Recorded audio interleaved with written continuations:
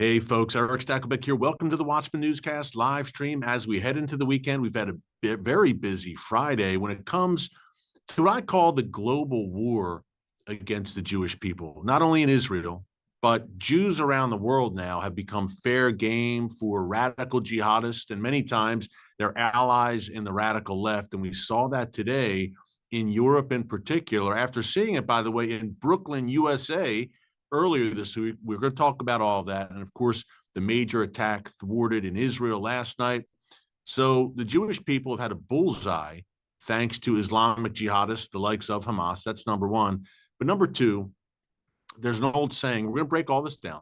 There's an old saying in the world of radical Islam. First, the Saturday people, the Jews, then the Sunday people, the Christians. Folks, we are seeing this play out in real time before our very eyes. Number one, a massive pro-Hamas mob attacks Jews in Brooklyn on Tuesday in the neighborhood of Borough Park. Number two, today, we have a Chechen man arrested in Berlin, reportedly plotting an attack against the Israeli embassy there. At the same time, also in Berlin, we had a man carry out a stabbing attack at the Holocaust memorial there. And then in Sweden, 3 men arrested near the Israeli embassy, reportedly up to very suspicious activity. That's all today.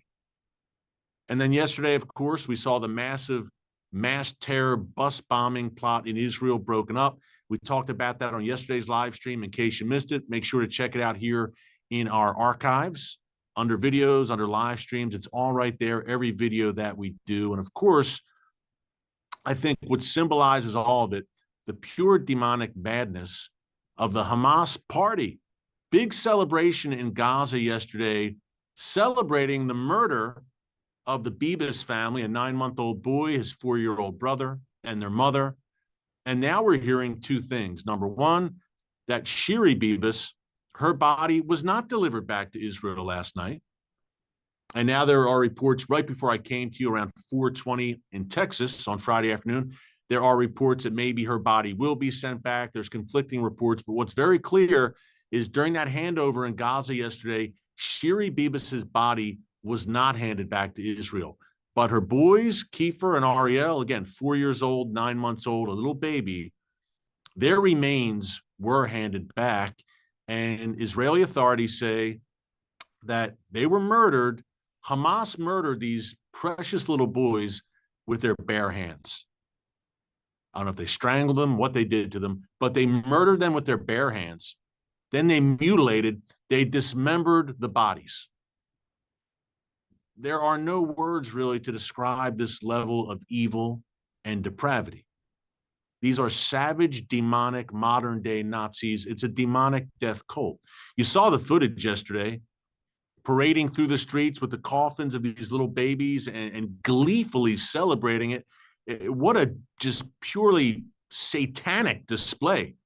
That's the only word I can use to describe it. Well, that wasn't a big enough blow to the people of Israel yesterday. And some are saying, look, that was the darkest day for Israel since October 7th, because not only were the remains of these 2 little babies, and people were saying in Israel, hey, they're everyone's kids, the Bibas brothers.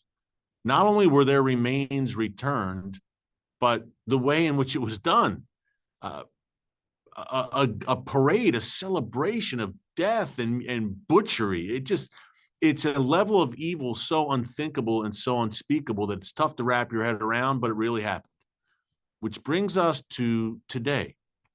Let's dig into some of the details out of Berlin, Germany of all places.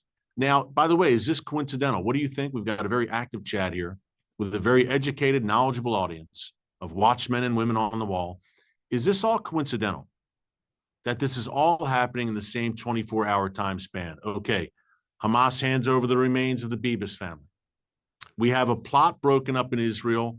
5 buses were set to basically explosive devices were planted on these 5 buses in central Israel, right near Tel Aviv. And the plan was to program them to explode simultaneously at 9 o'clock this morning during the busy commuter rush hour. Now, apparently there was a mistake, and apparently they were programmed to explode at 9 p.m. rather than a.m., and they exploded these devices with no one on the buses. 3 buses exploded, and 3 of the devices went off. The other 2 did not. But 5 buses in all saw these devices planted on them. Now, folks, that's a miracle of God. That is a miracle. Just as we've seen time after time over the past few months, miracle after miracle.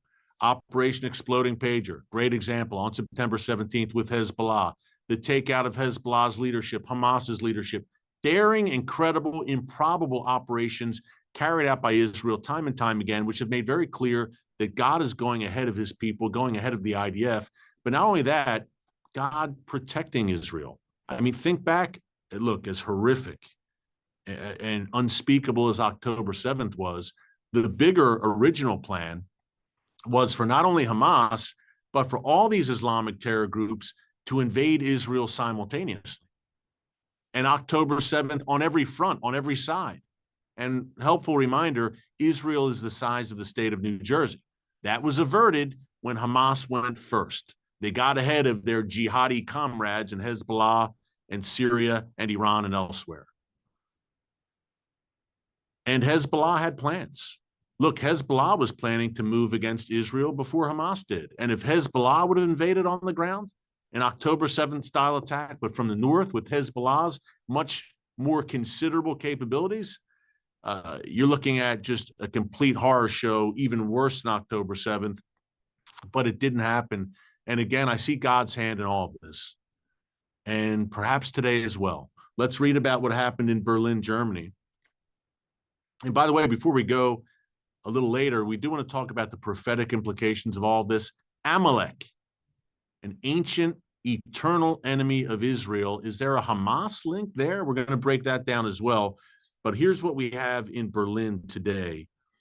Number one, this from the Jerusalem Post, just reading this straight off my phone. And by the way, if you like what you're hearing, current events, breaking news, mainly from Israel and the Middle East, from an unapologetically biblical perspective, be sure to subscribe and click the notification bell so you get alerts every time a new video is posted. We're coming to you most weekdays and many times on the weekend, depending on the news cycle. So keep it right here. We want to be your one-stop shop on all things emanating out of the world's most volatile region and how they affect you no matter where you live, focusing a bunch obviously on Israel and the Middle East, but we're taking it global, including here in Berlin. Here's what we have. Today in Berlin, an ISIS-affiliated Russian teen, ISIS-affiliated, key point, was arrested for planning an attack on the Israeli embassy there. The teen reportedly became radicalized online and planned to travel to Africa to join ISIS, but it seems before he did that, he was going to attack the embassy in Berlin. An 18-year-old Russian national with possible links to Islamic State, arrested on suspicion of planning to bomb the embassy, the Israeli embassy in Berlin. He's from Chechnya in Russia, which is a notorious hotbed of radical Islamic activity. You may ask yourself, how did he end up in Germany? Well, as we've been discussing over the past week, and J.D. Vance pointed out very eloquently and in timely fashion in his speech last week in Munich, Europe, Western Europe in particular, has thrown open the floodgates to mass Muslim immigration. And it's not going so well because the kind of incidents we saw today, we're seeing on a regular basis, car rammings, all the rest, coming from these innocent asylum seekers, as the mainstream media and European diplomats would try to sell you. But he's now in custody. He was arrested at Berlin Brandenburg Airport after he had already checked in for a flight to Turkey. He reportedly planned to then fly to the ISIS caliphate to join ISIS, or what's left of the caliphate. I mean, look, it's certainly been smashed. President Trump, during his first term, took care of that. But ISIS is still active, certainly, in Iraq and Syria and elsewhere. They don't have the physical caliphate anymore, but seriously, a serious threat, I should say, still active. Now, he was going to hook up with ISIS overseas, receive training, and then return to Germany with weapons. This is according to the Jerusalem Post. He was in contact, reportedly, with other ISIS supporters in Germany who shared his views and had already left the country to join ISIS. He was radicalized online. And again, the target apparently was going to be the Israeli embassy in Berlin. And that's not a coincidence, because that old saying in the world of radical jihad, right? First the Saturday people, the Jews, then the Sunday people, the Christians. We're hearing the Jewish part of it right now, obviously, but a quick reminder, and you may not have heard about this, but I say a reminder, but this may be probably the first you're hearing about it, because the mainstream media, surprise, surprise, has largely ignored it. But this week in the Democratic Republic of Congo in Africa, and I hate to even report this to you, but I have to, because you need to know, we're talking about the Saturday people and then the Sunday people. Well, in a church in Congo, the bodies of 70 Christians were found beheaded. The decapitated remains of 70 Christians inside a church, and they were beheaded by an ISIS-linked group in the Democratic Republic of Congo in Africa.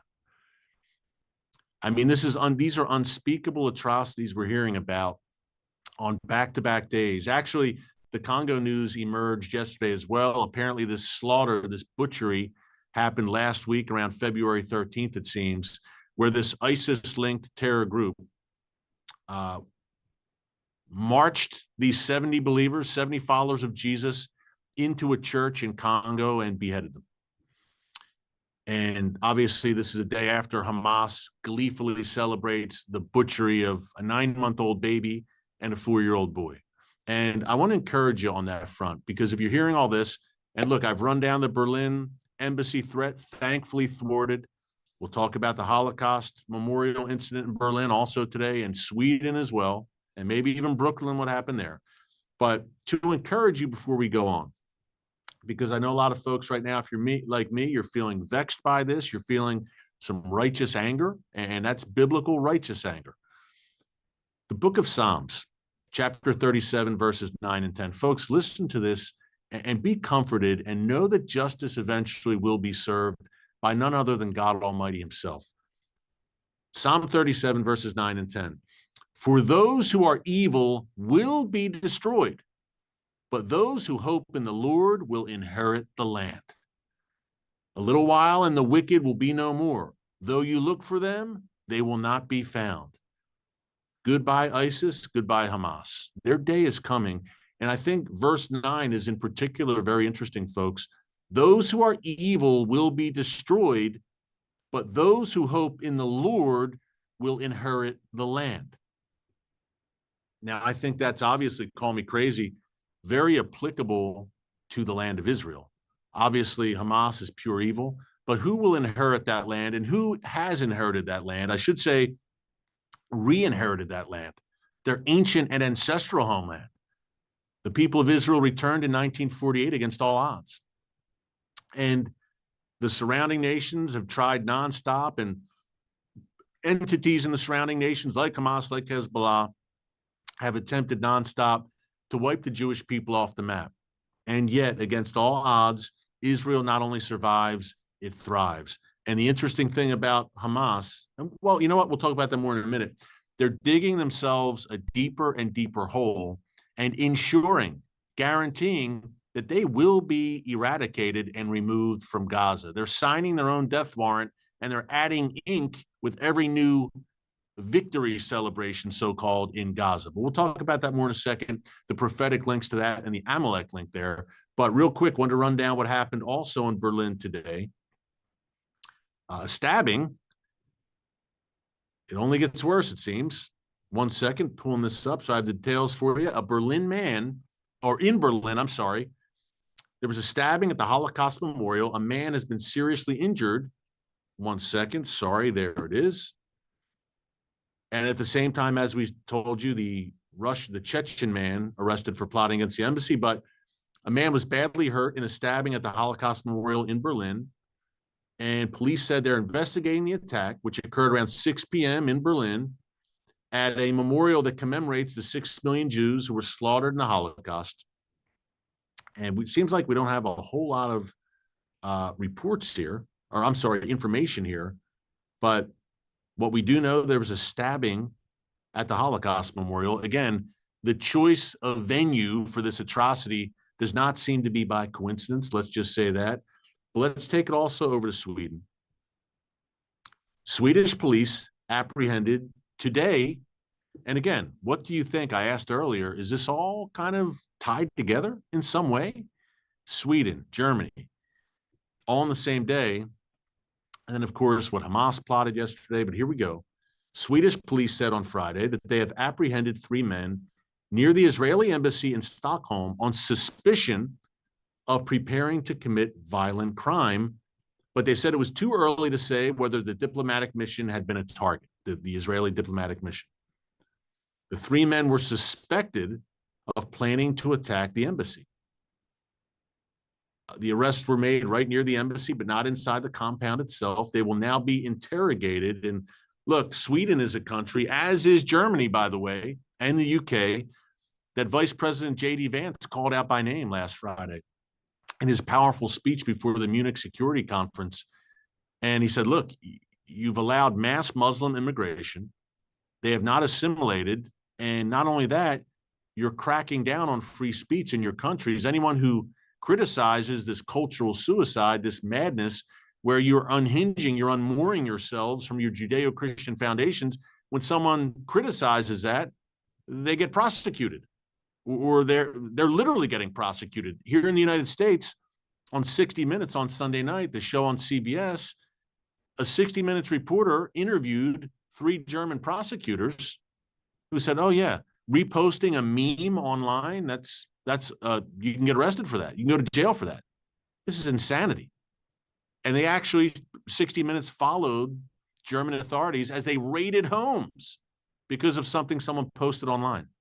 And these weren't death threats, by the way, posted online. It was reposting a meme, maybe criticizing transgenderism or mass Muslim immigration, et cetera. That's where we're at in certain countries in Western Europe. So it's no surprise to me that Germany and Sweden are having these issues. I hate to say it. I love Germany. I love Sweden. But look, the leadership has made awful, awful decisions. And J.D. Vance called that out last week, and they didn't like it very much, but they needed to hear it because it was true, every word of it. That was one of the most important speeches, I think, of the 21st century, what J.D. Vance delivered. It was all about essentially saving Western civilization, saving and preserving our Judeo-Christian heritage. You know, yesterday at CPAC, I'll give him another hat tip here. J.D. Vance gave a very eloquent defense of the gospel yesterday at CPAC. If you haven't seen that, check that out as well. Very, very impressive guy, the Vice President of the United States, needless to say. But speaking of the United States, okay, we've got the madness in Europe today. And again, the stabbing in Berlin, not prevented, and we pray whoever was stabbed there, we pray he or she is okay. We don't have all the details, and the perpetrator was arrested, thank God. But in the U.S., closer to home where I'm sitting right now, I'm coming to you from Texas, of course, in Borough Park, Brooklyn, on Tuesday, it was a pogrom. Some people are calling it a pogrom. Pro-Hamas mobs swarming an Orthodox Jewish neighborhood in Brooklyn, physically attacking people, even reportedly attempting car rammings in this neighborhood. Now, the mainstream media has said nary a word about this. That was in Brooklyn. And this is at the same time where we know little babies are going to be handed over their remains, and all this is in the public domain. And these I've called them orcs, because if you watch The Lord of the Rings, or if you read The Lord of the Rings, the orcs are basically just pure evil. They live to kill and to maim and destroy. And that's Hamas. And you know what? That's Hamas's supporters as well. And they were on the warpath in Brooklyn. Now, thankfully, President Trump has issued executive orders holding anti-Semites accountable, establishing task forces, not only to deal with the problem of anti-Semitism in the United States, which is growing, but anti-Christian bias in high places in this country as well. Again, the Saturday and the Sunday people, in the eyes of radical Islam and the radical left, they throw us all in the same pot. Christians, Jews, when it comes to the radical left and their allies, I know it sounds strange, but they've aligned themselves with radical Islamists. And we see it time and time again on college campuses and the streets of New York City, Times Square, and elsewhere. London, elsewhere. It's an unholy, strange alliance, but it's been an alliance nonetheless, and for some time now, going back several years. But they're all about supporting the most, arguably, and unfortunately, in ISIS and other Islamic terror groups, they've got a lot of competition. But Hamas may be the most demonic entity on the planet right now. And that's who these people are marching in support of in Western countries, no less. Yes, it's really happening. But the Hamas Amalek link. Now, this is interesting. The Amalekites, an ancient enemy of Israel. When the Israelites took the land, the Amalekites were one of those Canaanite tribes. And many people have been talking about this. This is an interesting article from the Times of Israel from last year titled, Hamas is the reincarnation of Amalek. Interesting. And basically, what the author is saying is that God will, he points out Exodus chapter 17, verse 16. Sorry about that. Just had to find the section here. God will be at war with Amalek from generation to generation. Very interesting. So what they're saying, essentially, and Amalek, an avowed enemy of Israel, sought to destroy the people of Israel. So Amalek will be at war with Israel from generation to generation. What this author is saying, what many other people have been saying, is that Hamas is the modern day incarnation or reincarnation of Amalek. There's an Amalek in every generation. In this generation, it's manifested, it's represented by Hamas. What do you think of that? It's an ancient evil that has survived from generation to generation. We should say the spirit of Amalek. The spirit of Amalek lives on today in these Islamic terror groups. It lived on in the Nazis. It lived on during pogroms in the former Soviet Union and Russia. We can go on and on. The Ottoman Empire. But that Amalek spirit, and look, clearly Hamas's masters in Iran have it. Hezbollah has it. The Iranian Ring of Fire is just infused with that evil demonic spirit of Amalek. That's what this author is saying, and a lot of other people have said. What do you think about it, folks? I mean, we could also say, when it comes to Iran, I've mentioned many times that Haman, modern day Hamans, and Purim is coming up next month, the Jewish holiday commemorating Israel's escape from the hands of Haman and his minions. But it's interesting as well with Iran because modern day Iran was ancient Persia. And many people have talked about how these ancient demonic spirits who were around in biblical times, during the times of Israel, things come full circle and they rear their demonic heads once again. So I think that's very interesting. If Amalek's sole purpose is to destroy Israel, and it comes from generation, in every generation, the book of Exodus says Amalek will try to destroy Israel. Very interesting when you see what's unfolding right now with Hamas. And look, I said yesterday, and I'll say it again, Hamas, Hezbollah, the Iranian regime, their sole rationale for being is to maim, murder, and destroy, and rape, and pillage. That's it. If you take that away and they suddenly disarm, then they cease to exist because they live to kill, as I said earlier.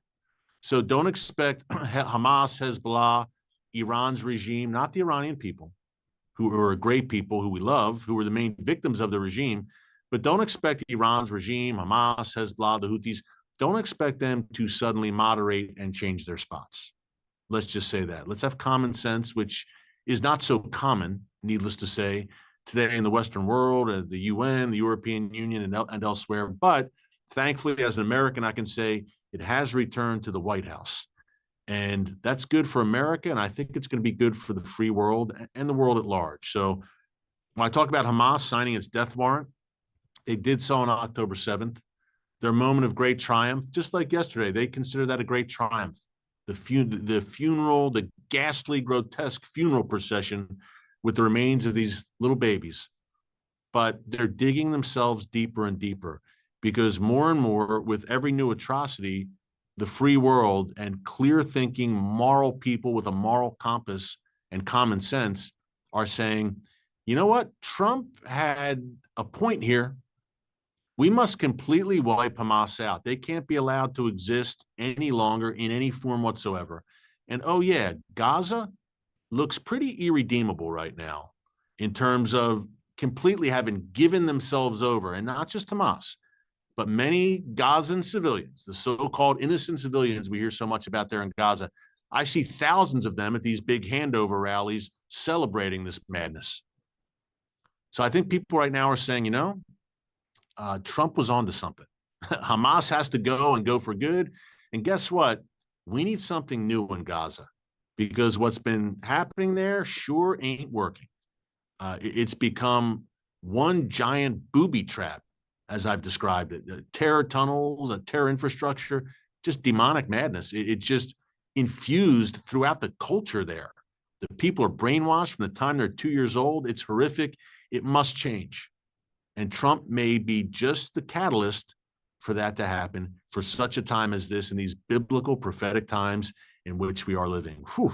A lot of breaking news to cover today and yesterday as well, with the attempted bus bombings in Israel. But we're glad you're here with us as we walk shoulder to shoulder through these prophetic times.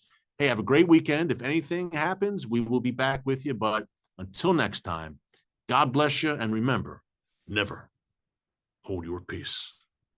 Hey everyone, thanks for checking out the Watchman Newscast. Make sure you hit the subscribe button so you never miss an upload, and tap the bell icon so you're notified every time a new video is posted. And don't forget to share your thoughts, insights, and comments below. Thanks for watching. We'll see you back here tomorrow.